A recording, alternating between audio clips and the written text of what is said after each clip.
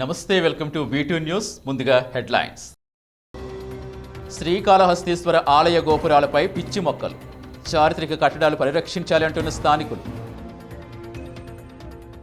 పోలీసుల అమరవీరుల సంస్మరణ దినోత్సవం పురస్కరించుకుని శ్రీకాళహస్తిలో పలు కార్యక్రమాలు, పట్టణంలో వాహనాల ర్యాలీ నిర్వహించిన శ్రీకాళహస్తి పోలీసులు. అమరావతిలో రైతులకు సంకెళ్ల ఘటనపై శ్రీకాళహస్తిలో కొనసాగుతున్న టీడీపీ నిరసనలు. అంబేద్కర్ విగ్రహం వద్ద చేతికి సంకెళ్లు వేసుకుని నిరసన తెలిపిన తెలుగు తమ్ముళ్లు. ఆరోగ్యశ్రీలో పలు మార్పులు తీసుకొచ్చిన ఏపీ సర్కార్, కొత్తగా 800 చికిత్సలు ఆరోగ్యశ్రీలో చేరుస్తూ ఉత్తర్వులు జారీ. జాతీయ స్థాయిలో స్కోచ్ అవార్డుల్లో సత్తా చాటిన ఆంధ్రప్రదేశ్ పోలీసులు. దేశవ్యాప్తంగా ప్రకటించిన 83 అవార్డ్స్లో ఏపీ పోలీసులకే దక్కిన 48 అవార్డులు. శ్రీకాళహస్తీశ్వర స్వామి దేవస్థానం అధికారులు ఇంకా నిర్లక్ష్యం వేయటం లేదు. చారిత్రక పురాతన కట్టడాలు కోల్పోతున్నా వాటిని పట్టించుకోవడానికి చర్యలు తీసుకోవటం లేదు. ఆలయ గోపురాలపై మొక్కలు ఏపుగా పెరుగుతూనే ఉన్నాయి. దక్షిణ భారతదేశ దిగ్విజయ యాత్ర సందర్భంగా శ్రీకృష్ణదేవరాయలు 1516లో శ్రీకాళహస్తిలో రాజగోపురం నిర్మించారు. 135 అడుగుల ఎత్తుతో నిర్మించిన రాజగోపురం నిర్వహణ బాధ్యతలు దేవస్థానం తీసుకుంది. అయితే అధికారుల నిర్లక్ష్యంతో 2010లో రాజగోపురం కూలిపోయింది. అయినా అధికారులు మాత్రం నిర్మాణాలు పరిరక్షించడంలో ప్రత్యేక చర్యలు తీసుకోవడం లేదు. ఆలయం పైన, గోపురాలపైన మొక్కలు తిరిగి పెరుగుతున్నాయి. మొక్కలు ఎప్పటికప్పుడు తొలగించడంలో అధికారులు శ్రద్ధ చూపడం లేదు. అంతేకాకుండా మొక్కలు రాకుండా శాశ్వత పరిష్కార మార్గాలు అన్వేషించడం లేదు. దీంతో గోపురాలపై మొక్కలు తిరిగి పెరిగిపోతున్నాయి. పురాతన కట్టడాలు పరిరక్షిస్తామని చెబుతున్న మాటలు కార్యరూపం దాల్చడం లేదు. దేవస్థాన అధికారులు ఇప్పటికైనా స్పందించి మొక్కలు లేకుండా చేయాలని భక్తులు కోరుతున్నారు. అధికారుల నిర్లక్ష్యంతోటే రాజగోపురం కూలిపోయిందని, ఇతర నిర్మాణాలు కూలిపోకముందే జాగ్రత్తలు తీసుకోవాలని కోరుతున్నారు. శ్రీకాళహస్తి పుణ్యక్షేత్రం మొదటి ద్వారం భిక్షాల గాలిగోపురం వద్ద గత కొద్ది రోజులుగా పైభాగంలో కలశాలకు దగ్గరలో పిచ్చి మొక్కలు, రావి మొక్కలు మొలిచిపోయినాయి. వీటి వల్ల అది గోపురము మరమ్మతులు గురయ్యి పడిపోయే పరిస్థితి ఉంది. గతంలో రాజగోపురం రిపేర్ చేసేటప్పుడు కూడా పోయిన వాటిని మరమ్మతులతో శుభ్రపరిచారు. వాటిని అలాగే వదిలివేయడంతో ఇప్పుడు పిచ్చి మొక్కలు మొలుచున్నాయి. ఇదే విధంగా ప్రతి గోపురాల పైన కూడా ఎప్పటికప్పుడు మొలిచిన మొక్కలను తొలగించాల్సిందిగా నేను కోరుతున్నాను. పోలీస్ అమరవీరుల సంస్మరణ దినోత్సవం సందర్భంగా పోలీసులు వివిధ కార్యక్రమాలు చేపట్టారు. ఈ నెల 21వ తేదీ నుంచి కార్యక్రమాలు ప్రారంభమయ్యాయి. ఇందులో భాగంగా నిన్న రాత్రి శ్రీకాళహస్తి పట్టణంలో పోలీస్ వాహనాల ర్యాలీ జరిగింది. శ్రీకాళహస్తి పట్టణంలో పోలీసులు వాహనాల ర్యాలీ నిర్వహించారు. అమరవీరుల సంస్మరణ దినోత్సవం సందర్భంగా మున్సిపల్ ఆఫీస్ నుంచి పట్టణంలో ప్రధాన వీధుల్లో ర్యాలీ జరిగింది. స్థానిక డీఎస్పీ నాగసుబ్బన్ ఆధ్వర్యంలో సీఐలు, ఎస్ఐలు, సిబ్బంది కార్యక్రమంలో పాల్గొన్నారు. ఈ సందర్భంగా డీఎస్పీ మాట్లాడుతూ అమరవీరులను స్మరించుకుంటూ పలు కార్యక్రమాలు చేస్తున్నామని తెలిపారు. ప్రజల రక్షణ కోసం పోలీసులు నిరంతరం శ్రమిస్తున్నారని, వారి సేవలను ప్రజలు గుర్తించాలని కోరారు. ఈ కార్యక్రమంలో సీఐలు నాగార్జున రెడ్డి, శివరాముడు, ఎస్ఐలు పాల్గొన్నారు. గౌరవనీయులు ఏ రమేష్ రెడ్డి ఐపీఎస్ వారి ఆధ్వర్యంలో కాళహస్తి పట్టణం నందు పలు కార్యక్రమాలు నిర్వహించడం జరిగింది. డ్రాయింగు, పెయింటింగు, ఓపెన్ హౌస్, రక్తదాన శిబిరాలు, అన్నదానం కార్యక్రమాలు. ఈరోజు శ్రీకాళహస్తి పట్టణం నందు వెహికల్ ర్యాలీ నిర్వహించడం జరిగింది. ఈ సందర్భంగా అమరవీరులైన పోలీసు సిబ్బందికి, ప్రాణత్యాగాలు చేసిన సిబ్బందికి, ప్రజలకు అనుసంధానముగా, ఈ ప్రజలకు పోలీసులకు అనుసంధానం అయ్యే రీతిలో వాళ్లకు ఒక నివేదిక ఇది సమర్పించడం కోసము ఈ ర్యాలీ నిర్వహించడం జరిగింది. శ్రీకాళహస్తి రూరల్ సీఐగా కృష్ణమోహన్ ఈరోజు బాధ్యతలు తీసుకున్నారు. ఎస్పీ ఆఫీసులో బాధ్యతలు చేపడుతున్న కృష్ణమోహన్ను శ్రీకాళహస్తి రూరల్ సీఐగా బదిలీ చేస్తూ ఇటీవలే ప్రభుత్వం ఉత్తర్వుల నేపథ్యంలో ఈరోజు ఆయన బాధ్యతలు తీసుకున్నారు. శ్రీకాళహస్తి మండలం దొంబరపాలెం గ్రామంలో ఇటీవలే హత్య జరిగింది. ఈ సంఘటనతో శ్రీకాళహస్తి రూరల్ సీఐ విజయ్ కుమార్ హంతకులకు సహకారం అందిస్తున్నారని ఆరోపణలు వచ్చాయి. దీంతో ఆయన సెలవులో ఉన్నారు. కుప్పంలో పనిచేస్తూ వేకెన్సీ రిజర్వ్లో ఉన్న కృష్ణమోహన్ను ఉన్నతాధికారులు శ్రీకాళహస్తికి బదిలీ చేశారు. ఈరోజు ఆయన బాధ్యతలు తీసుకున్నారు. ఈ సందర్భంగా మాట్లాడుతూ మండలంలో శాంతి భద్రతల సమస్య లేకుండా, రోడ్డు ప్రమాదాలు జరగకుండా చూసేందుకు చర్యలు తీసుకుంటామని తెలిపారు. ప్రజలు కూడా సహకరించాలని కోరారు.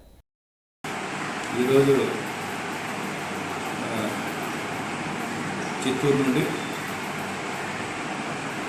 కాళహస్తి రూరల్ పోలీస్ స్టేషన్లో రిపోర్ట్ చేసుకుని ఛార్జ్ తీసుకోవడం అనేది ఇక్కడ రూరల్ మండల పరిస్థితులు, శాంతి భద్రతల విషయం, తర్వాత ఈ రోడ్డు ప్రమాదాల గురించి కూడా కొద్దిగా అవగాహన కల్పించడం, వాటిని శాంతి భద్రతను రోడ్డు ప్రమాదాలను నివారించడానికి చర్యలు ఉన్నతాధికారుల సూచన మేరకు చర్యలు తీసుకుంటాము. ఈ ప్రజలు కూడా ఏదైనా వాళ్ళ యొక్క అవసరాలు ఉంటే డైరెక్ట్గా వచ్చి మమ్మల్ని సంప్రదించవచ్చు. అమరావతిలో పోలీసులు రైతులకు సంకెళ్లు వేసి నడిపించిన సంఘటనపై టీడీపీ నిరసన కార్యక్రమాలు కొనసాగుతున్నాయి. ఈ రోజు కూడా పలు చోట్ల కార్యక్రమాలు నిర్వహించారు. ప్రభుత్వ తీరుపై మండిపడ్డారు టీడీపీ నాయకులు. అమరావతిలో రాజధాని కోసం భూములిచ్చిన రైతులపై పోలీసులు ఇటీవలే కేసు నమోదు చేశారు. అంతేకాకుండా సంఖ్యలు వేసి నడిపించుకు వెళ్లారు. దీనిపై ప్రతిపక్ష టీడీపీ నిరసన కార్యక్రమాలు చేస్తోంది. ఇందులో భాగంగా ఈ రోజు కూడా కార్యక్రమాలు జరిగాయి. పార్టీ నాయకులు పీఆర్ మోహన్ పట్టణంలో అంబేద్కర్ విగ్రహం వద్ద చేతికి సంఖ్యలు కట్టుకుని నిరసన తెలిపారు. అంతేకాకుండా అంబేద్కర్ విగ్రహానికి వినతి పత్రం ఇచ్చి రైతులకు న్యాయం చేయాలని కోరారు. పార్టీ పట్టణ కమిటీ ఆధ్వర్యంలో జరిగిన ఈ కార్యక్రమంలో ఉషా, చెంచయ్య నాయుడు, రమేష్ తదితరులు పాల్గొన్నారు. రాజధాని రైతులకు సంఖ్యలు వేసి కేసులు పెట్టడం అన్యాయమని, ప్రభుత్వం అనాగరికంగా వ్యవహరిస్తోందని నాయకులు ఆరోపించారు. రైతులపై కేసులు వెంటనే రద్దు చేయాలని, జరిగిన సంఘటనపై ప్రభుత్వం విచారణకు ఆదేశించాలని డిమాండ్ చేశారు. అదేవిధంగా మండల కేంద్రమైన ఏర్పేటలో కూడా కార్యక్రమం జరిగింది. పార్టీ బీసీసీఎల్ రాష్ట్ర ప్రధాన కార్యదర్శి గురవారెడ్డి ఆధ్వర్యంలో అంబేద్కర్ విగ్రహం వద్ద నిరసన చేపట్టారు. రాష్ట్ర ప్రభుత్వం రైతులను అవమానించే విధంగా వ్యవహరిస్తోందని విమర్శించారు. రైతులకు జరిగిన అన్యాయంపై అన్ని రాష్ట్రాల రైతులు కూడా ఆవేదన వ్యక్తం చేస్తారని తెలిపారు. ఈ కార్యక్రమంలో పార్టీ నాయకులు, కార్యకర్తలు పలువురు పాల్గొన్నారు. 28 గ్రామాలు 32,000 ఎకరాలు ఇచ్చినటువంటి ఆంధ్ర ప్రజలకు త్యాగం చేసిన మహనీయులు అమరావతి రైతులు. వారిని ఈ రోజు అత్యంత హేయంగా అరెస్ట్ చేయడం పాపం. కానీ నేరం రుజువు కాకనే వాళ్లకు వేడిలు వేసి అత్యంత హేయంగా తీసుకుపోవడము రాజనీతి కాదు. అదే కాకుండా పోలీసులు ఏకపక్షంగా విడుస్తూ ప్రభుత్వానికి సానుభూతి పరులై తెలుగుదేశం పార్టీ వారిని హింసించడం దారుణం. కాబట్టి దేవుడు వాళ్ళకు మంచి మనసు ఇవ్వాలని కోరుకుంటున్నాను. తమిళనాడుకు చెందిన ఒక భక్తుడు శ్రీకాళహస్తి ఆలయానికి గోదానం చేశారు. దేవస్థానం ఈవో పెద్దిరాజును కలిసి గోవును, దూడను అప్పగించారు. తమిళనాడులో తిరువల్లూరు జిల్లా అరకంబొట్టు గ్రామానికి చెందిన సురేష్ కుమార్ కుటుంబ సభ్యులు శ్రీకాళహస్తి శివాలయానికి విచ్చేశారు. ఈ సందర్భంగా ఈవో పెద్దిరాజుకు ఆవు, దూడ ఆలయానికి దానంగా అందించారు. మొక్కుబడి ఉండడంతో ఆలయానికి గోదానం చేసినట్టు తాత తెలిపారు. ఈ సందర్భంగా ఆలయ సిబ్బంది దాతకు ప్రత్యేక దర్శన ఏర్పాట్లు చేశారు. శ్రీకాళహస్తి పట్టణంలో ఈరోజు స్వాతంత్ర సమరయోధులు సర్దార్ సుబ్బరామదాసు వర్ధంతి కార్యక్రమం ఘనంగా జరిగింది. Citizens welfare forum, human rights commission సభ్యుల ఆధ్వర్యంలో కార్యక్రమం నిర్వహించారు. పట్టణంలో పానగల్లో ఉన్న ప్రభుత్వ బాలుర వసతి సముదాయంలో ఉన్న సుబ్బరామదాస్ విగ్రహానికి పూజలు చేసి ఘనంగా నివాళులర్పించారు.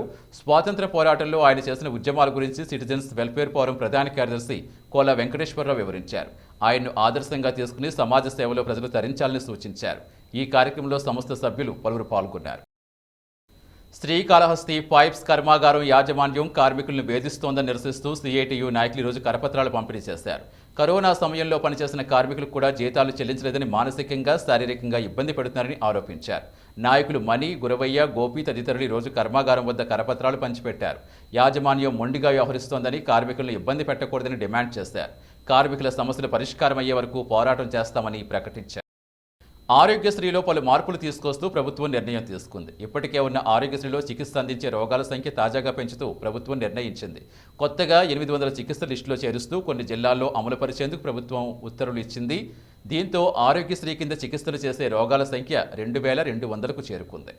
ఏపీ సీఎంగా జగన్ బాధ్యతలు చేపట్టాక సంక్షేమ కార్యక్రమాల అమలుపై ప్రత్యేక దృష్టి సారిస్తున్నారు. దీనిలో భాగంగా ఇప్పటికే పలు సంక్షేమ కార్యక్రమాలు జరుగుతుండగా తాజాగా ఆరోగ్యశ్రీపై ప్రభుత్వంలో కీలక నిర్ణయం తీసుకుంది. ప్రస్తుతం పూర్తిస్థాయి ఆరోగ్యశ్రీ కొన్ని జిల్లాల్లో అమల్లో ఉండగా తాజాగా ఈ పరిధిలో మరికొన్ని జిల్లాలకు పెంచుతూ నిర్ణయం తీసుకున్నారు. దీనికి తోడు ఆరోగ్యశ్రీలో కొత్తగా 800 చికిత్సల లిస్టులో చేర్చారు. దీంతో ఆరోగ్యశ్రీ కింద చికిత్సలు చేసే అంశాల సంఖ్య 2200కు చేరుకుంది. ఈ కొత్త మార్పులు నవంబర్ 13వ తేదీ నుంచి అమల్లోకి తీసుకొచ్చేందుకు ప్రభుత్వం ఏర్పాట్లు చేస్తోంది.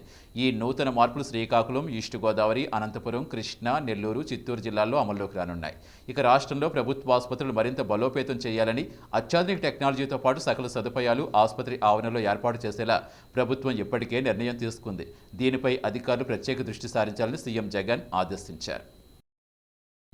ఎర్రచంద్రం అక్రమ రవాణా నిర్మూలించేందుకు ప్రభుత్వం ఎన్ని గట్టి చర్యలు తీసుకుంటున్నప్పటికీ ఏదో ఒక రకంగా స్మగ్లింగ్ కార్యకలాపాలు జరుగుతూనే ఉన్నాయి. అంతర్రాష్ట్ర రవాణా పునరుద్ధరణ చేసిన తర్వాత శేషాచలం అడవులను జల్లెడ పడుతున్నారు టాస్క్ ఫోర్స్ అధికారులు. తాజాగా తలకోన అడవుల్లో 46 ఎర్రచంద్రం దొంగలు స్వాధీనం చేసుకున్నారు టాస్క్ ఫోర్స్ అధికారులు. 4 స్మగ్లర్లను అరెస్ట్ చేశారు. ఎర్రచందనం అక్రమ రవాణా నిరోధక టాస్క్ ఫోర్స్ చేసిన మెరుపుదాడుల్లో 46 ఎర్రచందనం దొంగలు లభ్యమయ్యాయి. వాటిని మోసుకు వస్తున్న స్మగ్లర్లు 4 పట్టుబడ్డారు. తలకోన అడవుల్లో నెరబైలు నుంచి 5-6 కిలోమీటర్ల దూరంలో ఉన్న కాటుకును ప్రాంతంలో దాదాపు 50 మందికి పైగా ఎర్ర స్మగ్లర్లు దొంగలను మోసుకుని వస్తూ కనిపించారు. వీరు దొంగలు విసిరేసి పారిపోయారు. టాస్క్ ఫోర్స్ పోలీసులు వారిని వెంబడించగా అర్ధరాత్రి 4 స్మగ్లర్లను అదుపులోకి తీసుకున్నారు. వీరు తమిళనాడులో తిరువన్నామలై జిల్లా పోలూరు తాలూకాకు చెందిన జువ్వాదుమలై వాసులుగా గుర్తించారు. ఈ మేరకు కేసు నమోదు చేసి టాస్క్ ఫోర్స్ పోలీసు అధికారులు విచారణ ప్రారంభించారు. చిత్తూరు జిల్లాలో అందరు ఎంపీడీఓలు డిజిటల్ అసిస్టెంట్లతో వీడియో కాన్ఫరెన్స్ నిర్వహించారు జిల్లా collector Bharat Narayana Gupta. Tirupati RDO office వేదికగా జరిగిన సమావేశంలో అందరు డిజిటల్ అసిస్టెంట్లు పాల్గొన్నారు. తిరుపతి సబ్ కలెక్టర్ ఆఫీస్ వేదికగా జరిగిన వీడియో కాన్ఫరెన్స్లో తొలుత సర్వీసులు అందించడంలో ముందున్న శ్రీకాళహస్తి, ఎస్ఆర్పురం, నారాయణవనం, పీలేరు మండల అధికారులను అభినందించారు. అనంతరం సర్వీసులో వెనుకబడ్డ చంద్రగిరి, రామకుప్పం, సత్యవేడు రూరల్ మండలాల డిజిటల్ అసిస్టెంట్లను సున్నితంగా హెచ్చరించారు. అనంతరం ప్రభుత్వ లక్ష్యాలను అధికారులకు కలెక్టర్ వివరించారు. కరోనా వైరస్ కారణంగా ఆర్థికంగా నష్టపోయిన చిరు వ్యాపారులకు చేయూతనివ్వాలనే ఉద్దేశంతో జగనన్న తోడు పథకం తీసుకొచ్చామని, దీనిపై సచివాలయ సిబ్బంది దృష్టి సారించాలన్నారు కలెక్టర్.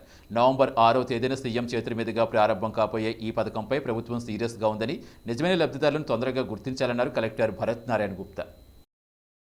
జిల్లాలో ఇటీవల చోటు చేసుకున్న కరోనా వైరస్ పరిణామాలపై జిల్లా టాస్క్ ఫోర్స్ సమావేశమైంది. తిరుపతి నగరపాలక సంస్థ ఆఫీసులో జరిగిన కరోనా వైరస్ టాస్క్ ఫోర్స్ సమావేశానికి మంత్రులతో పాటుగా పలువురు ప్రజాప్రతినిధులు, జిల్లా స్థాయి ఉన్నతాధికారులు పాల్గొన్నారు. తిరుపతి నగరపాలక సంస్థ వేదికగా జిల్లా కరోనా టాస్క్ ఫోర్స్ సమావేశం జరిగింది. ఈ సమావేశానికి ఉప ముఖ్యమంత్రి నారాయణస్వామి, మంత్రి పెద్దిరెడ్డి రామచంద్రారెడ్డి, చిత్తూరు ఎంపీ రెడ్డెప్ప, మదనపల్లి ఎమ్మెల్యే నవాజ్ పాషా, జిల్లా కలెక్టర్ భరత్ నారాయణ గుప్తా పాల్గొన్నారు. ప్రభుత్వం ఇటీవలే చేపట్టిన మాస్క్ కవచం పోస్టర్లు సమావేశంలో భాగంగా ఆవిష్కరించారు. అనంతరం జిల్లాలో కరోనా వైరస్ తాజా పరిస్థితులు కలెక్టర్ ప్రభుత్వ పెద్దలకు వివరించారు. కేసుల ఉధృతి, ప్రస్తుతం ఉన్న కంటోన్మెంట్ జోన్లపై సమావేశంలో చర్చించారు. కరోనా వైరస్ కేసులు తగ్గుతున్న నేపథ్యంలో ప్రైవేటు ఆసుపత్రుల్లో వైద్యం తగ్గిస్తూ కొన్ని ఆసుపత్రులకే కరోనా వైద్యం పరిమితం చేయాలని నిర్ణయించారు. ఈ నేపథ్యంలో టీటీడీ భవనాలు తిరిగి అప్పచెప్పాలని టాస్క్ ఫోర్స్ నిర్ణయించింది. ఇక తిరుపతి ఈఎస్ఐ ఆసుపత్రిని కూడా అప్పచెప్పేందుకు జిల్లా టాస్క్ ఫోర్స్ తీర్మానించింది. ఇకపై కరోనా సోకిన వారికి తిరుపతి రుయా, స్విమ్స్, అపోలో, పిఈఎస్ ఆసుపత్రులు మాత్రమే ఉంచుతున్నట్టుగా మంత్రి పెద్దిరెడ్డి రామచంద్రారెడ్డి ప్రకటించారు. ఈ కేసులు తగ్గిన దరిమిలా మనం ప్రైవేట్ హాస్పిటల్లో అంతా కూడా ఈ కోవిడ్ పేషెంట్లంతా కూడా తగ్గించడం జరిగింది. ఆ హాస్పిటల్లో కోవిడ్ ట్రీట్మెంట్ నిలిపేయాలని చెప్పి నిర్ణయం చేయడం జరిగింది. అదేవిధంగా చిత్తూరులో కానీ ఈఎస్ఐ హాస్పిటల్లో కూడా నిలిపేయడం జరిగింది. ఒక తిరుపతిలో ఒక రూయ్ హాస్పిటల్, ఒక స్విమ్స్లో మాత్రం, అదేవిధంగా అపోలో కాలేజీ అంటే హాస్పిటల్లో కానీ పిఎస్ దీంట్లో కానీ అక్కడ కోవిడ్ పేషెంట్లను ట్రీట్ చేసేదానికి నిర్ణయించడం జరిగింది.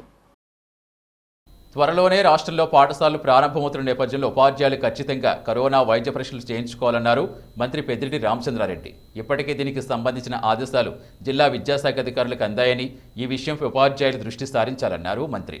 కోవిడ్ పరీక్షలు చేసుకొచ్చాక ఉపాధ్యాయులతోటే విద్యాబోధన జరిపించాలని, నిబంధనలకు వ్యతిరేకంగా ప్రవర్తించే వారిపై చర్యలు తీసుకోవాల్సిందిగా కలెక్టర్లకు ఆదేశాలు ఇచ్చామన్నారు మంత్రి పెద్దిరెడ్డి రామచంద్రారెడ్డి. స్కూల్స్ తెరవాలనే నిర్ణయం చేశారు కాబట్టి ఆ స్కూల్స్లో ముఖ్యంగా టీచర్లందరికీ కూడా మీ ద్వారా నేను విజ్ఞప్తి చేస్తూ ఉన్నాను. తప్పనిసరిగా మీరు టెస్ట్ చేసుకొని నెగిటివ్ సర్టిఫికెట్తోనే మీరు స్కూల్కి వెళ్ళాలి.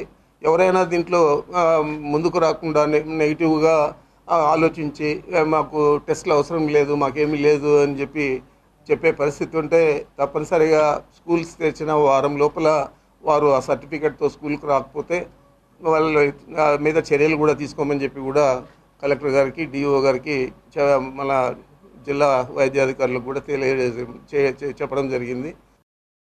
దేశంలో శాంతి భద్రతలు కాపాడడంలో ప్రముఖ పాత్ర పోషించే పోలీస్ శాఖ అవార్డులు ఇచ్చే స్కోచ్ సంస్థ ఈ ఏడాది జాతీయ స్థాయి అవార్డులు ప్రకటించింది. దేశవ్యాప్తంగా 83 అవార్డులు ఇవ్వగా వాటిలో 48 రాష్ట్రానికే దక్కాయి. ఇప్పటికే తమకంటూ ప్రత్యేక గుర్తింపు సాధించిన ఏపీ పోలీస్ శాఖ తాజా అవార్డులతో మరోసారి తన పేరు ప్రఖ్యాతులు నిలబెట్టుకుంది. దేశంలో ఆంధ్రప్రదేశ్ పోలీసులకు ప్రత్యేక గుర్తింపు ఉంది. కేసుల విచారణలో అత్యాధునిక టెక్నాలజీ వాడుకోవడంలో ఏపీ పోలీసులకు ఇప్పటికే పలు అవార్డులు లభించాయి. ఈ నేపథ్యంలో తాజాగా జాతీయ స్థాయిలో ప్రకటించిన అవార్డుల్లో ఏపీ పోలీస్ శాఖకు ఎక్కువ అవార్డులు లభించాయి. ఇటీవల ప్రభుత్వం ఆదేశాలతో ప్రజలకు పారదర్శక సేవల కోసం ప్రవేశపెట్టిన ఏపీ పోలీస్ సేవ యాప్ మరియు మహిళలకు పెద్దపీట వేస్తూ ఆపదలో ఉన్న అబలలకు అండగా నిలిచే దిశ యాప్లకు గాను అవార్డులు దక్కాయి. ఈ 2 అవార్డులు డీజీపీ గౌతమ్ సవాంగ్కు జాతీయ స్థాయిలో ప్రత్యేక గుర్తింపు తెచ్చాయి.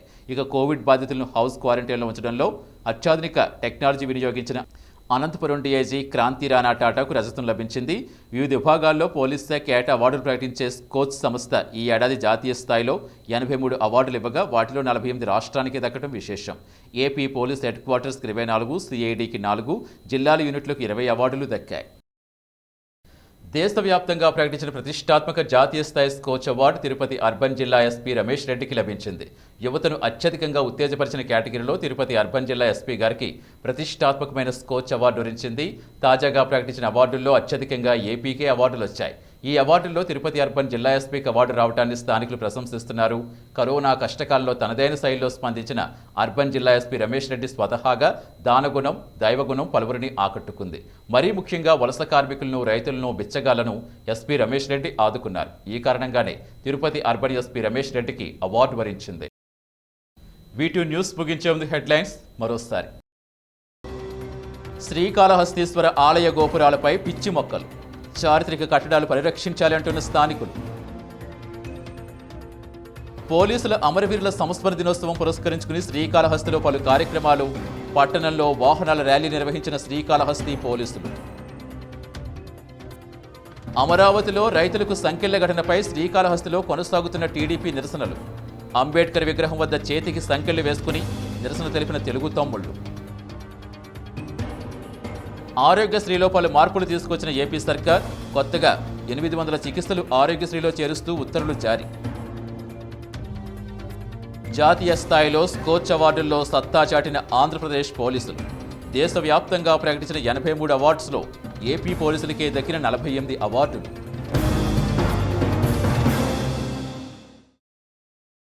ఇవి V2 న్యూస్ అప్డేట్స్. తిరిగి ప్రసారమయ్యే V2 న్యూస్లో మళ్ళీ కలుద్దాం. అంతవరకు సెలవు. నమస్తే.